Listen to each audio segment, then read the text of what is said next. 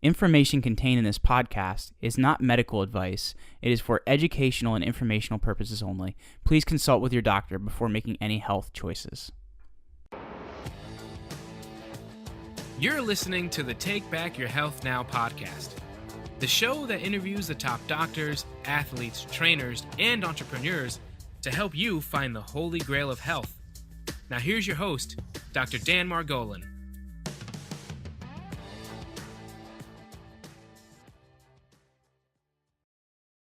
Hi, this is Dr. Dan Margolin with another exciting segment of Take Back Your Health Now, where we pull out all the stops in search of health's holy grail. This is a big moment for us. We've got Chris Powell. He is the trainer and transformation specialist from ABC's highly rated documentary-style series, Extreme Weight Loss. With an unyielding dedication to helping others, Chris traveled the country using his innovative techniques, education, and expertise to guide extremely overweight individuals as they shed hundreds of pounds over the course of a year. Chris has written 2 books that have soared to the top of the New York Times bestseller list.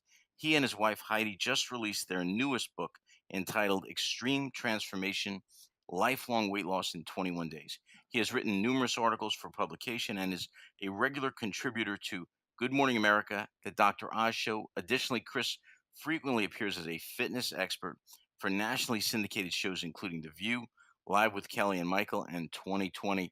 Chris Powell, welcome to the show, sir. Hey, thanks so much, Dr. Dan. How you doing, buddy? I am doing great, man. I am doing great. This is like so exciting to have you on. I'm like, I'm such a big fan. I love the show. I got so many questions for you. So I'm just rolling up my sleeves as we speak. Awesome. Well, let's do this. Let's dive in. Let's do this, my friend. So Chris, take us back to the beginning, right? Like you're a big mega star right now, right? You're like the top of the game, but it couldn't always have been that way, right? Take us back to the Chris before this all began. Give us the underlying story here. Oh gosh, yeah. I tell you what, it's certainly been a heck of a roller coaster ride, and far from overnight success. So my passion for transformation and exercise, it came about long time ago. And a lot of people think, especially considering what it is that I do, working with the super obese, they always ask, they're like, oh, well, how much weight did you lose? And what was your struggle like? Right. And I actually came from the opposite end of the spectrum. I was actually the tiniest kid in school growing up. And so, and when I say tiniest kid, I was the tiniest kid by a long shot. I mean, from kindergarten all the way through just about my junior year of high school. So No, of course, Chris, let me tell you something. You're preaching to the choir. I'm like 5'4". I wrestled in high school senior year 101. Oh, So wow. I'm right there. How's that? Okay, so you can appreciate it. I was right there on your tail then. I remember, let's see, coming into my junior year, I must have been about 110, 115. So I think I had you by a little bit, but Okay, but not a lot.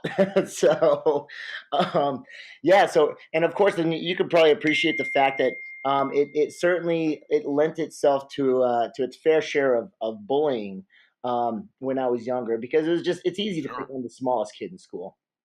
Sure. Yeah. So basically, as I was going through school, that was Chris, I'm getting flashbacks. Yeah. Flashbacks. Yeah, totally. Yeah, and so school it wasn't my favorite thing, and it was always kind of tough because I have vivid memories of getting choked on the bus, and on 4th grade when kids would come up and they'd spit in my face, and there's and at the same time it starts to break your spirit after a while, but I don't know how or why those didn't impact me nearly as much as going into my sophomore year. I really wanted to try out for football, and I was the brand new kid at a new school.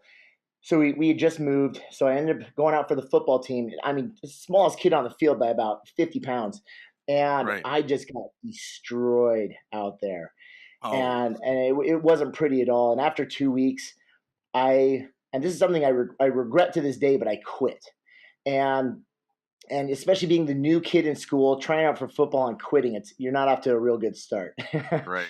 So, Wow. my parents saw how broken I was, and 2 weeks after school started, I came home from school one day and the living room was totally cleared out, and there was a weight bench in the middle of the living room floor. And I was like, well, what the heck is this thing? But, thank goodness they left the TV in there as well. So I, kind of, so they had to lure me in there somehow, right? So Right. they lured me in with the TV, and I'd have to like sit on the bench somehow and find like a comfortable place around the barbells, to actually watch TV. And after like a week, I'm like, let me see how this thing works. And so I just started playing around with it, and it turned into just a daily challenge for me to come in and to add a little bit of extra weight every single day and see if I could lift it.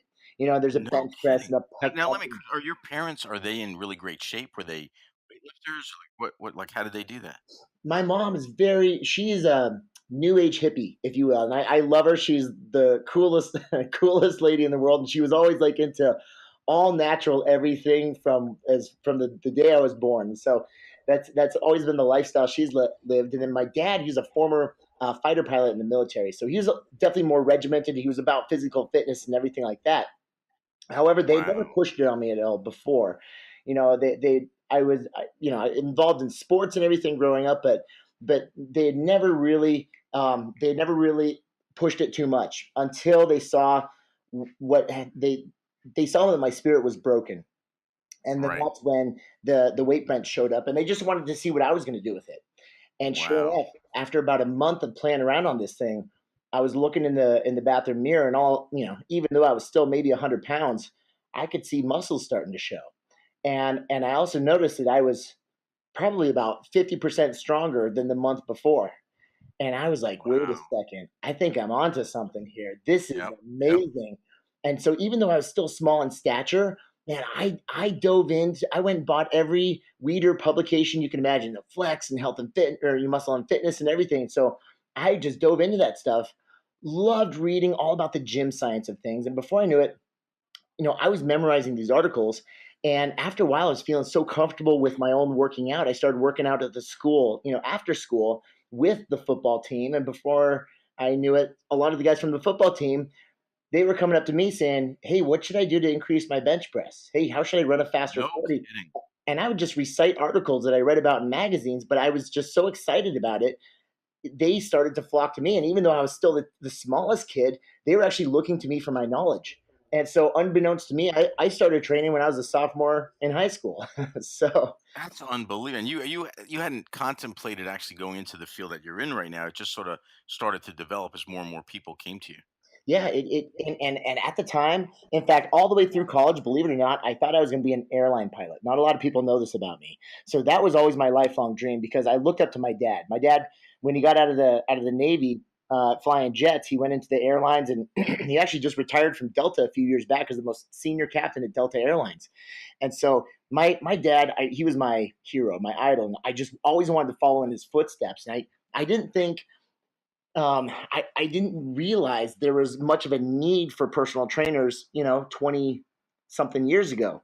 So, so I just always thought, well, I'm going to be an airline pilot, and training will just be my passion. It's going to be my Right. hobby. Right. But nevertheless, though, I ended up going to Arizona State because they've got a phenomenal exercise science and physiology program down here, and so I went and got my degree in that because the airlines require a 4-year degree. And sure enough, I continued to fly. Believe it or not, I was a flight instructor on the side, and I also was personal training. So I had two jobs, and I was building my hours flying. And I Wow. had my first airline interview was September 13th, 2001. So if you do the math on that one, needless to say, it didn't Wow. happen. Not that long. Actually, not that long ago. No, no, no. It was, well, so 17 years ago, but it was 2 days after 9/11. That's when my airline interview was supposed to be. And so, needless to say, the interview was canceled. Airlines fired and furloughed for 2 years. And I just thought, gosh, I this whole flying thing. Believe it or not, I was forcing myself to do it. I was a flight instructor for like 3 years before that, and don't tell anybody, but I was terrified of flying. Like, Oh, come on. no joke. Every single, like, I'm great flying in the back of an airplane, but I don't trust myself when I'm actually flying the airplane. I got it. It sounds scary to me. Oh, Honestly, doesn't sound like fun. I would say a prayer every single time before I got in that airplane with my student, but I had to look confident enough so that they weren't freaking out, but I was terrified. Right. And I would get in that plane, and every single time we'd land, as soon as I'd sign their logbook and send them on the way, I would fall on my knees and kiss the ground. I'm like, thank goodness I survived It's another flight. amazing. Oh my It was God. so What did your dad say? What did your dad say about you not wanting to go into that? dude, my dad he's a great guy, and he said, whatever you do, just be the best at it. Yeah. And when everything kind of fell apart, because he knows I certainly gave it my all to be an airline pilot. I took it all the way to the interview, but I couldn't get a job after that. So I thought, well, I've got a degree in exercise science. I love training. I've been doing it for the last 3 years anyway. I'm just going to go ahead and open up my schedule and start taking on clients. Within 4 weeks, I had a waiting list of people that were waiting to train with me. So a buddy of mine, we ended up teaming up, and we bought the training rights of a world gym right here in Arizona, and we started training people out of there. And I was thinking, we got to take this thing to another level. So I ended up saying, hey, why don't we do this? Let's go. I'm going to go down to the TV station, and I'm just going to introduce myself and see if I can get a gig doing like the morning news as like a fitness pro. I walked in the station, asked for a producer, walked right up to the desk and said, hey, my name's Chris. I just got a degree in exercise science. Here's a few different ideas I have for fitness segments, and I'd love it if you can give me a shot. And she says, no one's ever asked me that before. Sure. You want to try Monday? Are you kidding me? I know You literally just asked. I mean, how brilliant is that? That's unbelievable. Chris, I have one question for you though. Like I know a lot of people, right? You said when you decided you opened up your calendar and you said, hey, listen, I'm going to be available to train you. And within a month, you're basically filled up. There's something about you that did that because I don't think just anybody could do that. It's probably the same thing that gave you the chutzpah to go up to the producer and ask for the show. But what in your own viewpoint, what is that? Why do you have that ability? it's I'm excited. I'm excited about training. I'm excited about fitness and nutrition because it changed my life. And I believe in with every ounce of my being that it can change everybody's life. And it gave me power back. It made me feel strong. It gave me confidence and Gotcha. self-esteem. And I love it so much. And I love the how and why behind it. I want everybody to know that. And so the way that my client roster filled up so fast is that when I would walk into a gym and I'd train a client, I was that trainer that was explaining the how and why behind everything. And I would get so excited about it. I'd be working with my client, and they would have breakthroughs, and it felt like I was breaking through with them. And it was just such an exciting experience that as I was training, people would come up and they'd say, hey, I'd love to talk to you after your session, and do you have any openings? And Wow. that's why it filled up fast, because I love this stuff. I genuinely love it. Yes, I totally get it. I totally get it. Now, I cut you off, and you were saying that you go to the producer, and she says, "Yeah, go for it." So, like, what happened? Like, this is amazing. Well, This is a I tell you great what. story. I wish I had some popcorn. Well, if there are any aspiring trainers out there or nutritionists that really want to get their name out there, I'll tell you what, there is so much beauty in the simple ask, because there are producers out there for radio, for media, for television, and they're looking for new, fresh faces that are excited about this stuff. And no joke, if you just ask, chances are, I mean, yeah, you might get 4 or 5 no's, but you're going to get a yes. And once you get that yes, it's going to open up so many more doors. And sure enough, I was lucky enough to get a yes on my very first ask, which is great.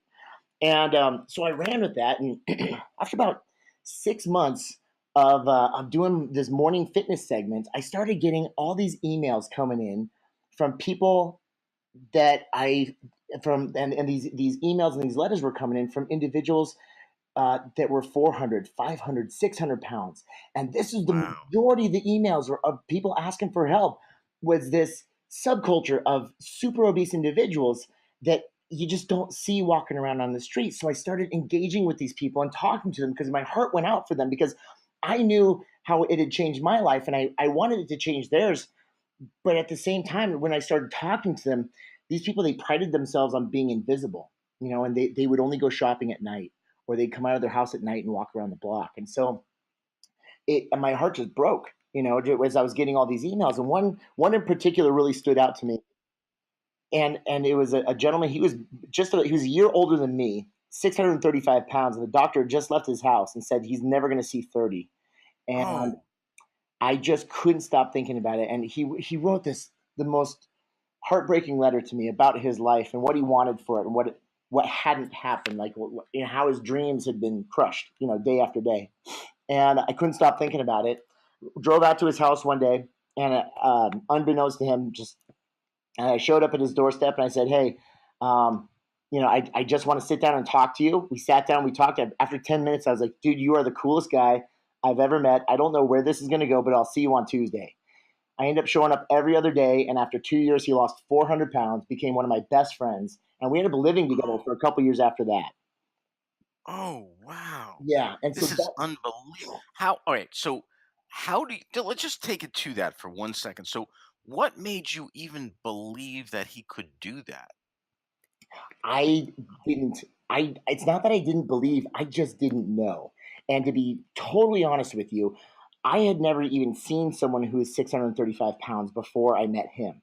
I had seen a couple documentaries here and there, like on the Discovery Channel, but that was it. Sure. And so weight loss. Coming out of the school of exercise science, it was just the science of how to change the body, et cetera. But there was nothing about psychology, nothing about emotion, nothing about the mental aspect of it. And so Right. I believed in the ability for the body to change through science. That's just cut and dry, right? That's Sure. obvious. But I just didn't know what it was going to be like, what the journey would be like until I met him. And he was just so cool. He was a bro, he was a buddy. Right, right. And I was like, dude, this is like my buddy just needs help. So let me just show up. I'm going to just create a plan that I think will scientifically work for him. Physiologically, I know it's going to work, but we'll just see where this goes. And so I went into it totally blind. And I'm not going to sit here saying, oh, I knew exactly how I was going to lay it out for him. I didn't. Right, right. It was all experimentation, figuring out what worked for him and what didn't. And then as we went through the process, we just became really, really good friends. And we also, but it was also such an incredible opportunity to test a million different things and to learn so much. So sure enough, and I'm going to date myself here, but he lost all this weight, 400 pounds. I helped him get all the surgeries, and he was just a really good looking guy. So one day he decided to post his before and after pictures on a site called MySpace. Sure. I don't know if you remember MySpace, but I remember. Yes, it goes back a it was little ways. Yes, it was way before this thing called Facebook, right? And absolutely, so absolutely. he posted his before and afters, and it went viral. And within 2 weeks, we were getting pitched by producers from Oprah, 2020, The Today Show, everything. So Are you kidding me? Are you kidding me? craziest thing That ever. is amazing. Absolutely crazy. So sure enough, we did this wild media tour. TLC ended up coming out and shooting a documentary on his transformation and on our friendship. And we were back on the Today Show after the TLC documentary aired. And a casting producer from Los Angeles called up and said, "This is amazing what you've done. We'd like to talk to you." Sure enough, I was like, "Well, okay, no problem." I didn't realize though that she was the casting producer for a show that just came out called The Biggest Loser, right? Oh, yes. Same production company. And so, sure enough, my then girlfriend, now wife, and myself, we ended up driving out to Los Angeles, sat down with this production company who also produced The Biggest Loser, and now they wanted to create another show for another network because weight loss was all the rage on network television. And they're like, well, we got this trainer out of Arizona who, he's creating these massive transformations. And so they hired me as a consultant to help them create a show for a Hollywood trainer. They were going to put one of these famous celebrity trainers on the show. So my wife and I went out there. We mapped out the entire thing, beginning to end, of what the show would look like and those flagpole moments and everything like that. Then I ended up coming back to Arizona after a few days out there, and didn't hear anything back from them for, no joke, probably 3 months. And this was So you're thinking there's no way this is going down. yeah, I was like, you know what? I'm sure they might have pitched it. Nobody bought it. Right now there's Right.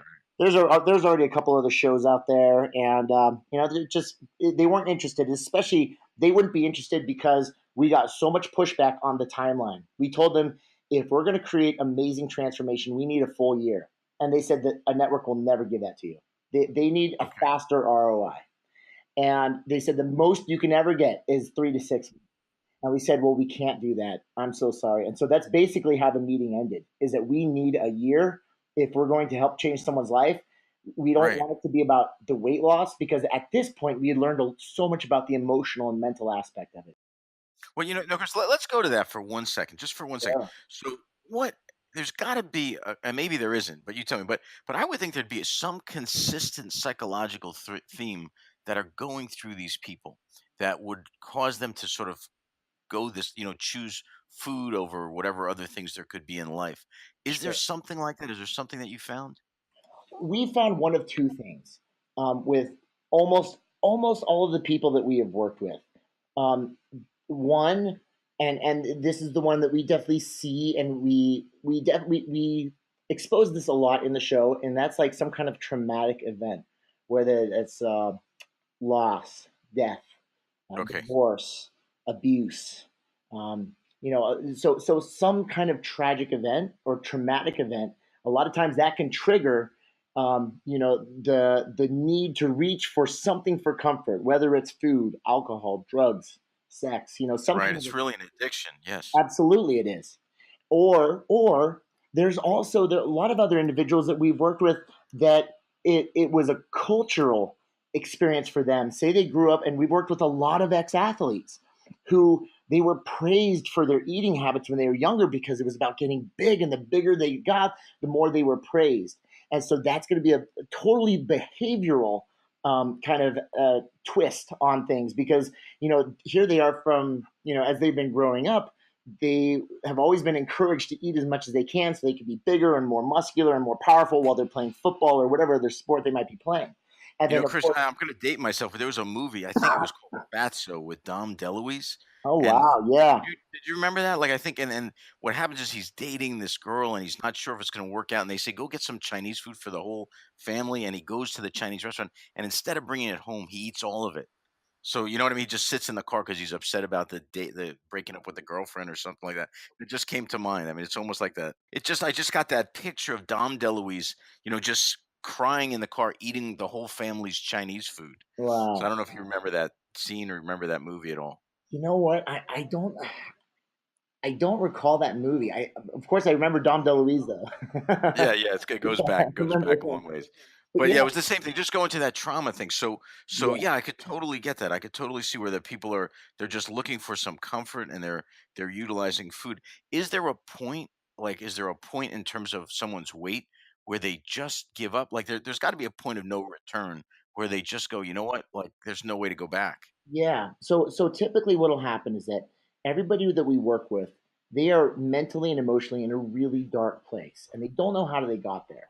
And so they're coming from one of those two places in the past, whether it was trauma or whether it was a cultural thing where they were, encouraged to eat, or it's just part of the family tradition, etc. So, but the thing is, there's always, for all of those people, there's a moment in which they say, "Wait a second, I need to go on a diet. I need to change," and so they start they start making these promises to themselves and breaking these promises, because then they try to go on a diet and then they fail.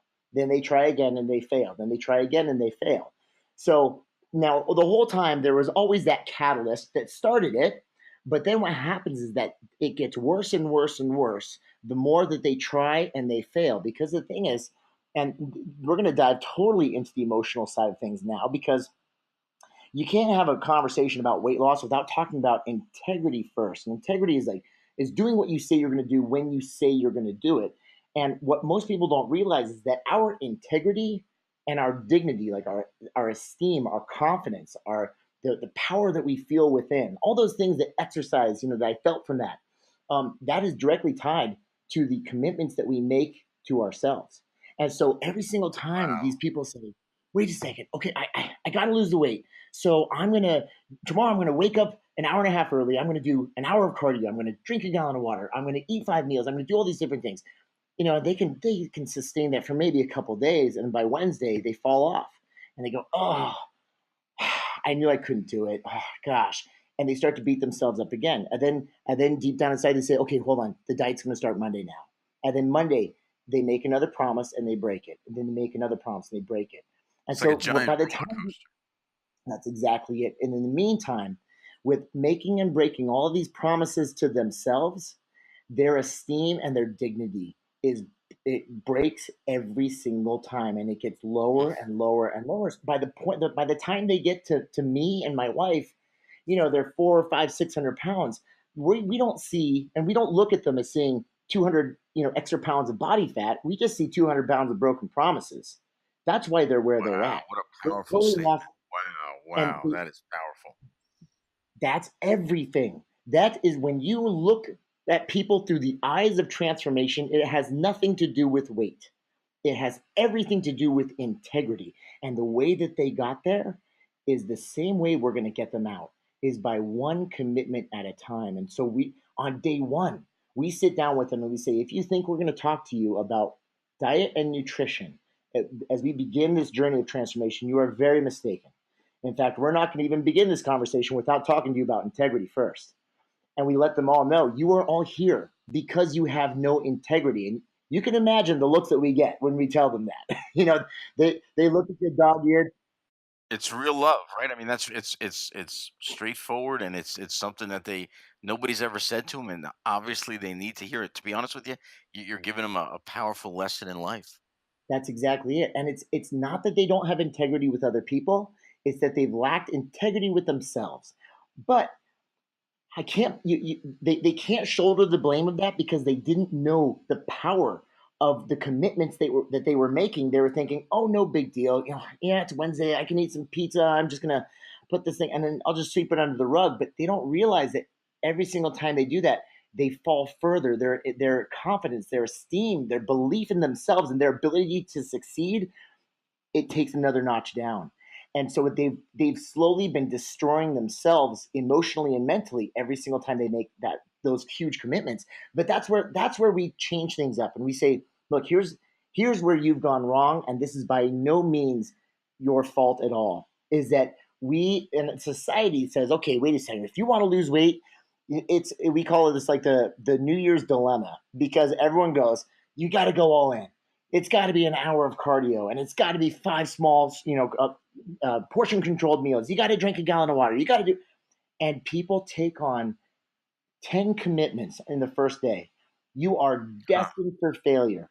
So actual scientific evidence, research has proven that a human being can effectively take on one commitment at a time with a greater than 80% chance of success. One commitment.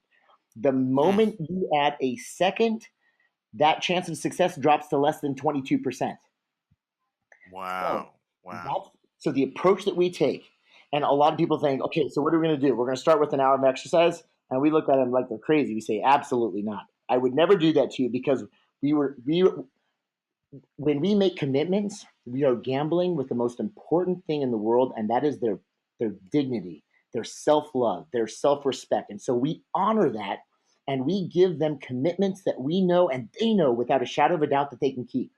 And so we let them choose their commitment. We say, hey, let's take on one thing. What's it going to be? They say, well, and we can always give them examples. Say, you could try taking on drinking an extra quart of water a day. Why don't you do that? So sure enough, they'll drink an extra quart of water a day, and they have to keep that commitment to themselves for at least a week before they can even come back to us and take on one more thing. And what we slowly build these commitments on top of each other. So we set the foundation, which we call a power promise, and then we simply build on top of that. And when they've proven to themselves that they can drink an extra quart of water for a week, then they come back to us and we say, well, now try eating breakfast for the next week. I don't care if it's McDonald's pancakes or if it's a bowl of quinoa, whatever it is. Just eat breakfast. It's about the commitment, not about the actual thing. It's not about the exercise or the nutrition. The commitment is everything. Now, let me ask you. You just said just eat breakfast. Are you saying that sometimes people they don't eat breakfast? Is that Absolutely? In fact, the majority of the folks that we work with that are super obese do not eat breakfast. They do something that we call sumo dieting. And so, have you ever looked at like the history of sumo wrestlers and how the Japanese mastered the art of growing humans? No. Dude, it's wild. So if you ever see like a sumo wrestler, when they actually join the community, they're like these 160-pound bean poles, right? They're, Okay. 18, 19 years old. They are tiny little things. Then what they do is, in order to actually grow a human, the Japanese, they've mastered the art of manipulating humans hormonally and then feeding them and creating these behaviors to actually grow the human body. Because remember, huge is beautiful to them, when it comes to the sumo community. And so Right, right, sure. so they got to grow these humans to 500-600 pounds, right? In order for them to be really good competitors. So what they'll do is, the first thing that they do is after they wake up first thing in the morning, they will starve them. They will never let them eat breakfast. And then usually about early afternoon, maybe like just a little before noon, they'll train really hard. And when you train hard, your body is stressed, it releases cortisol. And then shortly after training, after that big cortisol release, they'll actually wait even longer. So they'll usually eat their first meal maybe around 2 or 3 o'clock in the afternoon. They'll give them a couple thousand calories of poi, some beer and pork and rice and a bunch of stuff. And then they'll let them sleep. They'll sleep them, then they wake them up and they feed them a few more thousand calories, and they put them back to bed. And then they wake up the next day, they starve them, they train them, they starve them again, then they feed them and sleep them, feed them and sleep them. And so and day in, day out, they grow them so huge, because when the body is in a fasted state, right, it releases cortisol because it's a stress hormone. It's totally natural. It's supposed to happen. Right. And so those levels of cortisol go up. They're also triggering the body. It's a hormone. It's a storage hormone. So the higher the levels of cortisol, the more your body's being triggered to store. So they want to get those cortisol levels high. Then they train them hard. And when they train hard, they raise those cortisol levels even higher. And then they continue to fast. Levels of cortisol are through the roof. Then they feed them. And so the body's going to try to store as much as it possibly can. Now, what's the craziest thing? If you think about the American lifestyle for most of us, what do? We wake up, we don't eat breakfast, we grab a cup of coffee, right? Yeah. And what does that coffee do? That coffee sends a fight or flight stimulus. And so it's stressful. And so when you drink coffee, your adrenals release cortisol. And then you go to work and you're working and working and working. You're surrounded by stress. And then by the time lunch comes around, you're starving, right? So you eat a big lunch. We're almost all on the sumo diet. Oh, that's it. The American lifestyle is sumo dieting. How wild is that? And we're like looking around and we're like, oh, how have we grown so big?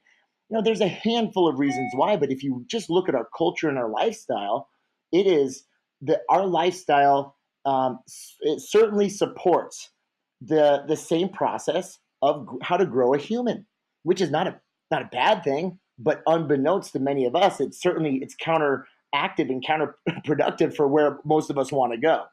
But little do we know, we're actually sending the signal to our body to grow, and we don't realize. That is crazy, Chris. How should we eat? Give us sort of the ideal scene. Everybody hates the answer. It depends. It totally depends. I mean, there's so many different methods out there that really are effective. Now, if you look at the majority of the diets out there, with a few exceptions, a lot of them, they've got you eating regularly throughout the day, 5 meals a day, keeping your blood sugar levels stable, etc. And that is extremely effective for a lot of people. I really do prefer that method for myself. You've also got these other methods out there like keto, intermittent fasting, etc., that are really they're catching catching a really good groundswell, and they seem to be effective for certain populations. Now, me, I am a proponent of I think breakfast is extremely important.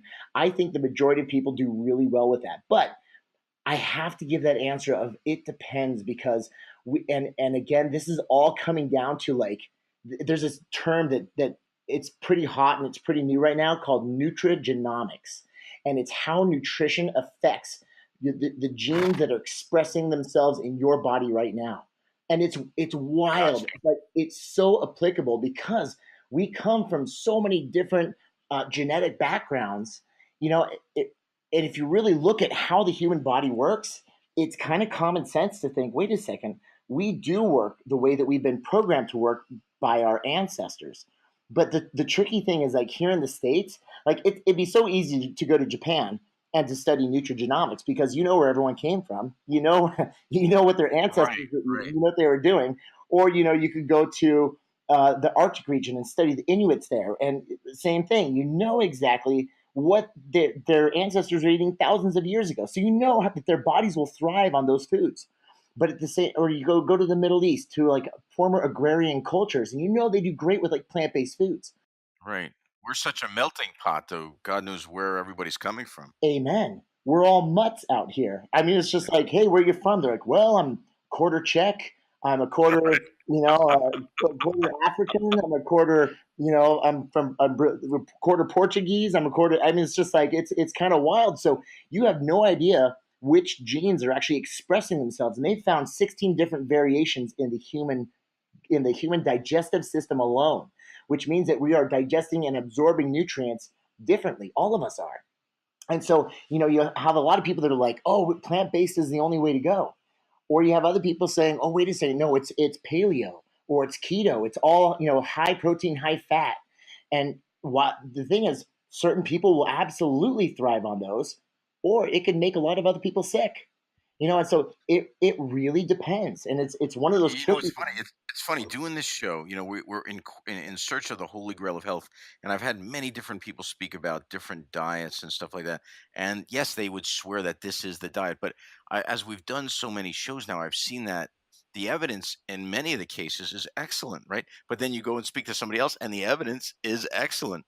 And I think there's this variation that you're talking about. It's just very obvious, having done this many of these shows.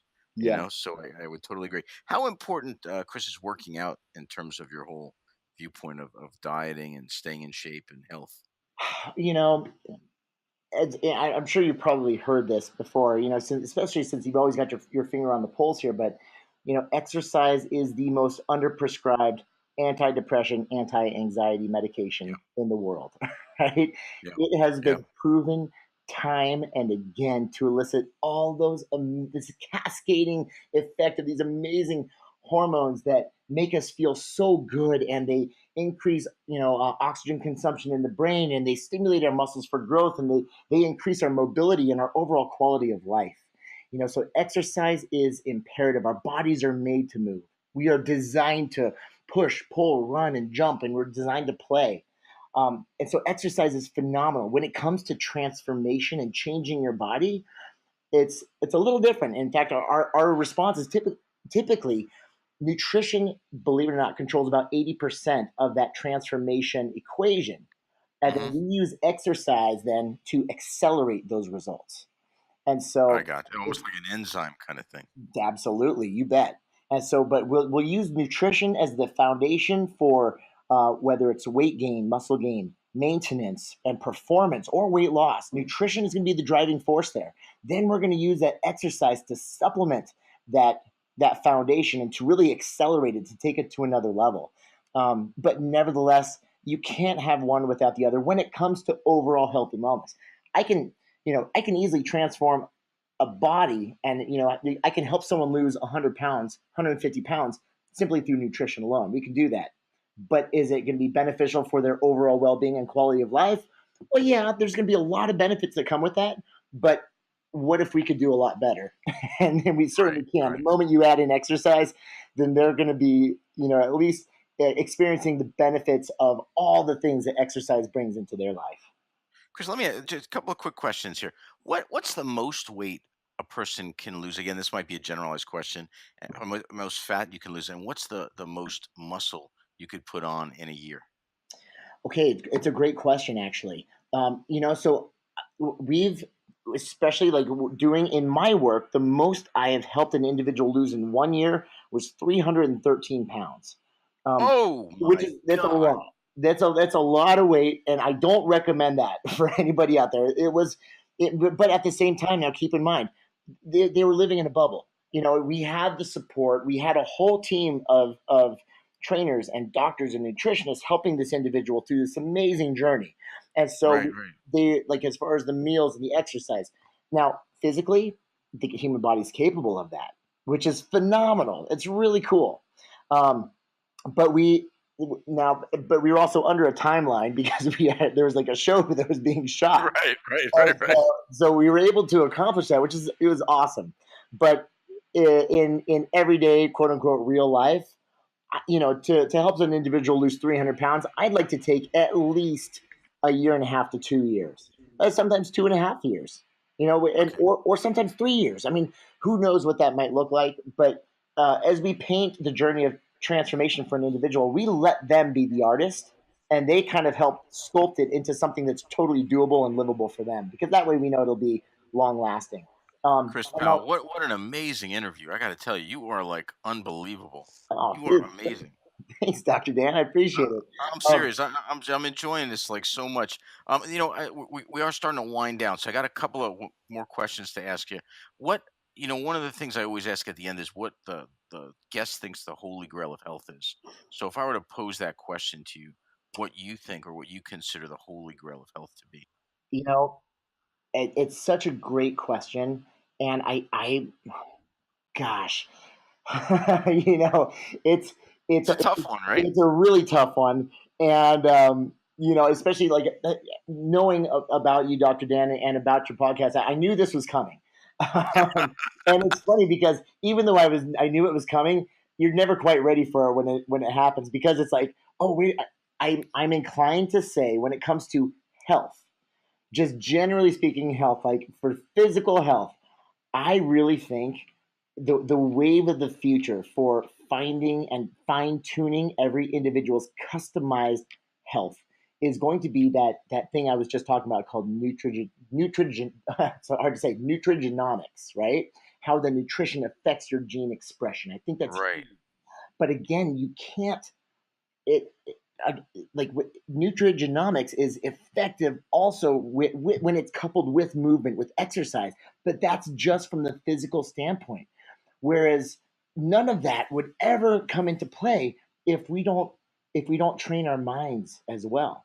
And so then we have to look at the psychological, the emotional, the mental well-being. Well, I think it's so fascinating to me that you started off with saying that when you work with somebody, the first thing you got to do is get their mindset the correct way. And you know what? I also do consulting, practice consulting, business consulting, and I find the same thing. You can almost do anything with somebody that wants it really done and really feels that they can do it and has the faith in themselves. And if they lack that, you probably can't really accomplish very much, no matter No, how brilliant your ideas are, right? no, you're spot on. There's that saying, like, when the student is ready, the coach will appear. The thing Boy, is, that's the the truth. coach was typically there all along, but only when they are truly ready and they want it, then then you can be that coach. You can then give them the information. You can guide them. You can lead them to where they want to go, but only when they're ready. When someone loses belief in themselves, or if you want it for them more than they want it for themselves, the change will never happen. You're not a coach. Yeah. Yeah. You're just another person in the room with them. But when Yeah. they are ready and receptive to you, you can become the greatest coach in the world, and you can change a life right there. Yeah. Chris, let me ask you, what is transform, sir? You have two things. One is transform, and one is a meal delivery that you've got called Fresh by Transform. Can you just give us a little idea what that is? Yeah, yeah, you bet. So, gosh, so this happened about 2.5 years ago. As we were going through the show, it was an amazing experience being able to transform 15 to 19 lives in a year, and then to air those transformations around the world. It was awesome. But on the flip side, um, when our show was sold worldwide, it's being aired in 148 countries around the world. All of a sudden, tens of thousands of emails started pouring in of people asking for help, and it was absolutely heartbreaking, because here we are working with 15 to 19 people a year, and there's 150 million people that need it, or Right. and more. And so my wife and I, we committed to ourselves years back that when we have the time, and as soon as we possibly can, we will build a digital platform to take everybody through the journey of transformation. And so, starting 2.5 years back, as soon as our show was sold into syndication, we literally, it was a month after our show was sold, we broke ground on it's an revolutionary new app called Transform with Chris and Heidi. And so we started production on it. We spent 2 years shooting just the videos for it alone. There's over 1,000 videos inside this app. Oh my God. Oh, it's been the most incredible experience. We got a team of 38 programmers to create smart logic. So when people actually log in and they go through the onboarding process, the system, it learns who they are, kind of the blueprint for their body. It creates a whole custom program for them with hundreds of different meal plans, options, everything. Get out. Are you kidding me? I'm telling you, it's really, really cool. We are beyond excited for this thing. So yeah, so all the meals get scaled specifically to you. Then you select the transformation that you want. And we have weight loss transformations like you see on the show, but we also have at-home body sculpting transformations. We got men's physique, women's physique, cross training. We've got every transformation you can imagine, and you begin on that path of transformation, and it is a full progression that will go for almost 2 years in that direction that you want to go. So you can do it in 3-month spurts where you can do, say, men's physique for 3 months, then switch over to cross training. Or maybe follow weight loss for 6 months. And when you hit your weight loss goal, you can switch over into physique and sculpt the body that you want. So it takes people through the full journey of transformation, top to bottom, and we guide you through every step of the way. How would they log on to that, or how would they find out about that? So you can actually go check it out. The site is called, it's thetransformapp.com. So thetransformapp.com, or it's also on the Google Play Store and on the App Store as well. So you can find us a lot of different places. But if you go to thetransformapp.com, you can see everything that the app offers. You can jump onto our newsletter, et cetera, and you can just constant. And we're always giving people just free, valuable information about the journey of transformation. That's I got to tell you, you guys, you and your wife are amazing. You can't feel it right now. I'm bowing down to you guys right now because I'm just blown away by just the energy that comes off you, the excitement, the way you're taking it. You're really trying to bring just amazing ideas to help people. Thank you, sir. That's just awesome. That is just awesome. And what a great interview. At some point, I would love to have you back on if you would consider doing so. Absolutely. Yeah, you've got my number now, so reach out anytime. I would love to come back. All right, Chris, let me, aside from the transform, if people want to get in touch with you any other way, how would they do that, sir? The best way is through social media. My handle on Instagram and Facebook and Twitter it's at Real Chris Powell. It's just at Real Chris Powell. At Real Chris Powell. .com, but it's at Real Chris Powell. Wow, Chris Powell, thank you so much for being on the show. Greatly, greatly appreciate it. Thank you, Dr. Dan. Much appreciated, and I'll talk to you soon, my friend. Sounds great. This episode is sponsored by New Jersey Foot and Ankle Center in Oradell, New Jersey. Remember, when you have a foot problem, you've got a foot doctor in the family. Weekend and evening appointments are available. Call us at 201-261-9445. Once again, that's 201-261-9445. Thanks for listening. Check out the show notes over at drdanspeaks.com. If you're loving the show, head over to iTunes and leave us a review, and we'll catch you next time.